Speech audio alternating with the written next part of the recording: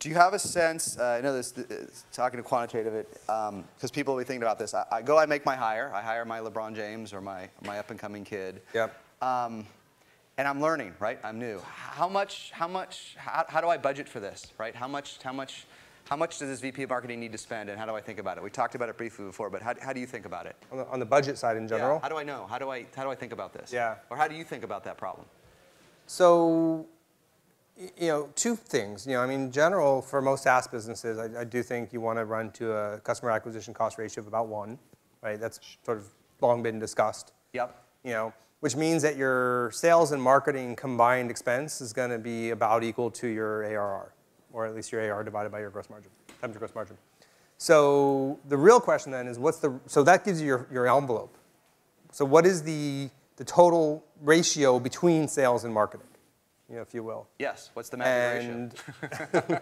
In the magic number. I think ultimately it's what do you expect marketing to deliver as a percentage of pipeline? Yep. Right, so at Marketo, especially in our early days, marketing drove somewhere between 70 to 100% of pipeline. So very little contribution from sales. Yep. Which meant our salespeople had higher quotas than kind of industry average and relatively good win rates. That meant we were able to have a ratio of marketing and sales that was about 1 to 1. In some quarters, marketing was actually a little bit higher than sales. So of that CAC ratio of 1 envelope, marketing got about a 50% share. As a sidebar, once that's your marketing budget, then a good rule of thumb is your program to your people ratio will be somewhere between 50-50 up to about 2/3, 1/3. Right? So you're going to spend either up to twice as much on program dollars as staff. Yep.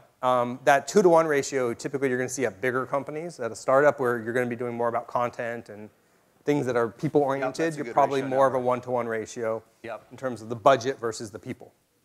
So anyway, so marketing and sales about 1 to 1. If marketing's doing a lot of the pipeline creation, all the way down to I've seen companies where marketing is maybe 20, 30% of pipeline. Yep. Those companies, sales is doing a lot more of the heavy lifting. There maybe sales is 3x or 4x, right? And then there's a spectrum in between. It's how I would think about the marketing budget envelope. Yep.